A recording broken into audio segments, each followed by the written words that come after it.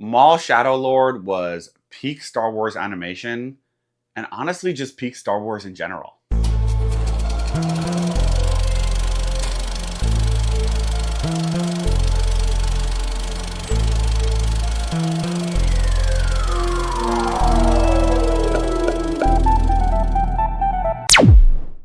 This is Popcorn Heist, where I love discussing and reviewing movies and TV and ranking things from worst to best. And I'm a huge Star Wars fan and a huge Star Wars animation fan. So I was super excited for Maul Shadow Lord to come out.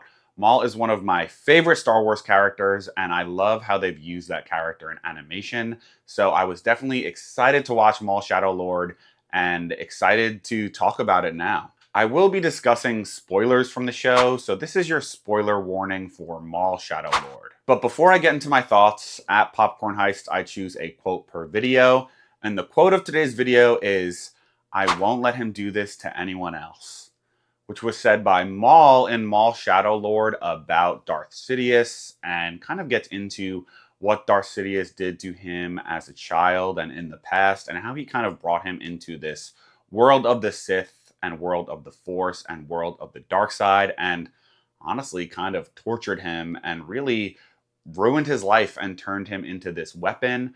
And it's his kind of vow that he's not going to let Sidious do this to anyone else.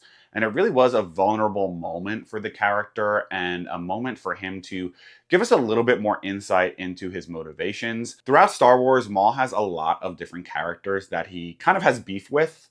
And I feel like this was a moment to really show you that his biggest beef is with Palpatine, who put him into this situation and ruined his life. Getting into my thoughts on the show, I am really glad that they went ahead and made this show. I thought it was such a treat for both Star Wars fans in general and fans of Star Wars animation. And I feel like Maul is kind of a character that's been used somewhat sparingly in Star Wars since The Phantom Menace.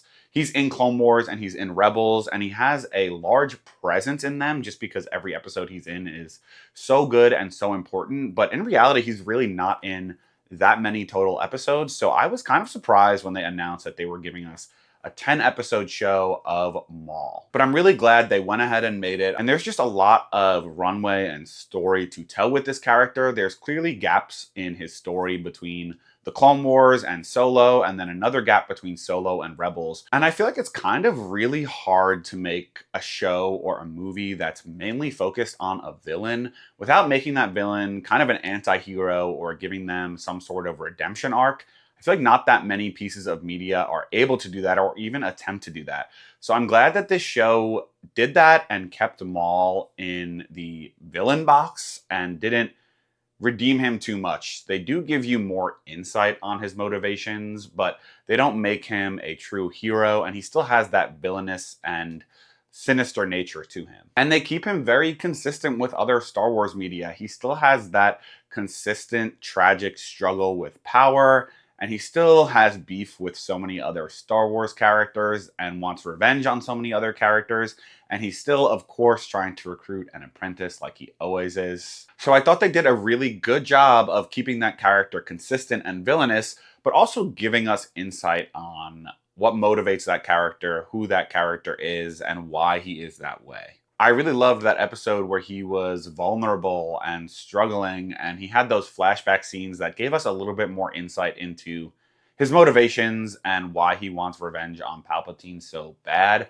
And I do feel like a lot of shows will sometimes give us like a full episode of flashbacks, which I'm glad they didn't, and they just gave us some small scenes that gave us a little bit of insight into his past. I feel like if they gave us too many flashbacks, it would kind of demystify Maul a little bit too much. And I don't think we want to know too much about his past because I think that's what makes his character more interesting. So I'm glad with how they handled it, giving us some flashbacks without really explaining his entire backstory. So Maul was a really compelling main character, but I felt like he was also paired with a lot of new characters who were also compelling as well.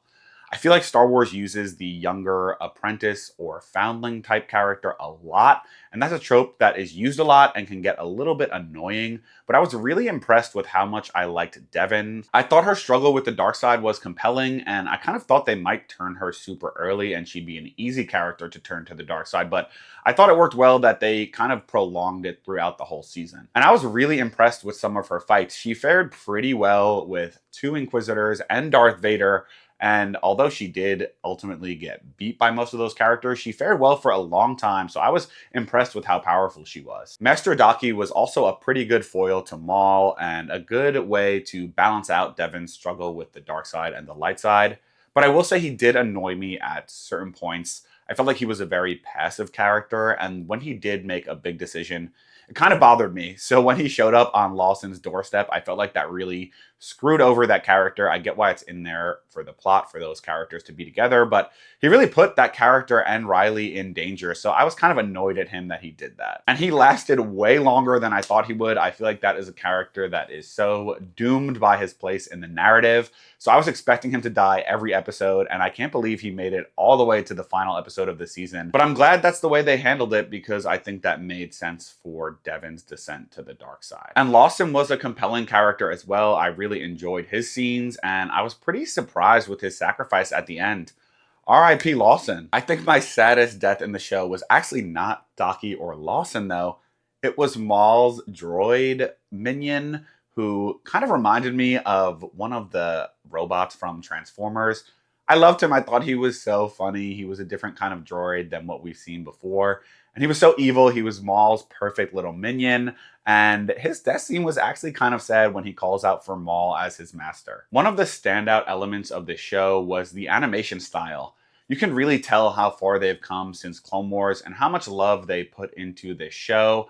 I really felt like the action sequences looked super dynamic because the lightsabers were like bleeding, especially Maul's lightsaber. So I felt like the style in the show really just worked and showed how far they came. And there were so many inventive things that were incorporated that really contributed to the overall style that made the show even more beautiful. Whether it be Maul's voice actor's scream being incorporated into the lightsaber movements, and I believe they did that with Duel of Fates as well, where they incorporated that into the movement of the lightsabers, or the scene where Maul does the spin move and they play the sound effect of Palpatine spinning and using that same move in Revenge of the Sith. Just a really good nod and tidbit that really contributed to the overall themes and style of this show. And the action, especially the lightsaber duels, were just really great in this show. I actually couldn't believe how many lightsaber fights we got and how long they went on for, whether it be between the characters and the Inquisitors or the characters and Vader. The last episode was packed with lightsaber dueling that was great, and we finally get to see Darth Vader appear. What a great scene. And he did not say one word in the entire show, which is so interesting. Such a good use of that character made him all the more intimidating and scary. And I feel like I've just been waiting such a long time to see Maul and Vader meet face to face. I heard that they were thinking of putting it in Rebels, but then changed course, and I am so happy we got to see it in this show.